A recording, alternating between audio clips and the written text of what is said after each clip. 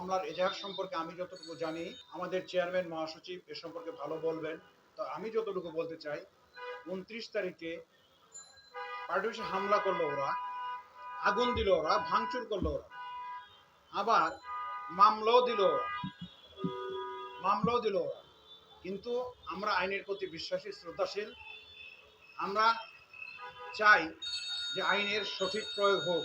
তারা এজাহার করতে গেছে, যদি এজাহার গ্রহণ করে থাকে পুলিশ, ভালো কথা, তদন্ত করবে, তদন্ত করে দেখবে যে আসলে কারা এটা করেছে।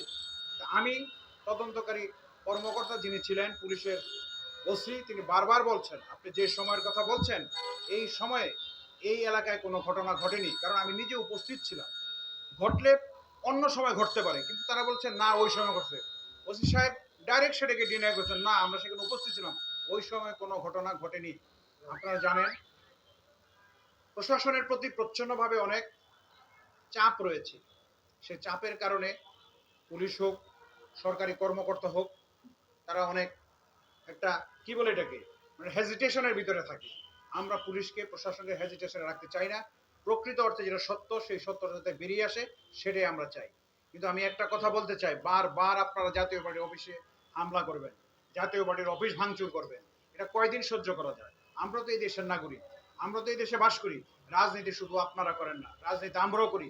রাজনীতি করতে করতে এ পর্যন্ত এসেছি। আপনারা যারা এখানে আসছেন বা আসেন, আমাদের 18 বয়স আপনাদের এখনো হয়নি রাজনীতি। আমার বয়স 40 বছর প্রায় রাজনীতি আমি করি। আমরা একটা কলেজের আমার বলে আমি নেতৃত্ব দিয়েছি, একটা কলেজের জিএস ছিলাম, ভিপি ছিলাম। আমরা ছাত্রদের কিভাবে পরিচালিত করতে সেটা জানি, এবং সেই পথ থেকে সরে এসে আসলে গণরাজনীতি করি। গণরাজনীতি করি বলে আমরা জানি মানুষকে কিভাবে কথা বলতে হয়, মানুষের সাথে কিভাবে চলতে হয়, কি আচরণ করতে হয়, একের প্রতি অন্যের যে সহমর্মিতা, এই সহমর্মিতা যদি না থাকে, আপনারা 24-এ আপনারা অগাস্টে থেকে শুরু করে অগাস্টের 5ই অগাস্ট দেশ মনে করেন স্বাধীন করলেন বলছেন আপনারা, তাহলে কেমন স্বাধীন করলেন? যদি পিছনে আমরা ফিরে যাই, পিছনে যদি ফিরে যেতে হয়, এটা কেমন স্বাধীন হলো? আমরা তো এর চেয়ে বেটার কিছু চেয়েছিলাম, সেই বেটারটা তো কিছু পাচ্ছি না। আর বেটারটা কিভাবে পাবো?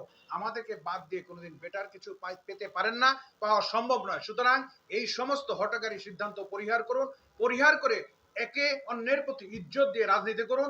আপনারও ইজ্জত পাবেন, আমরাও ইজ্জত পাবো।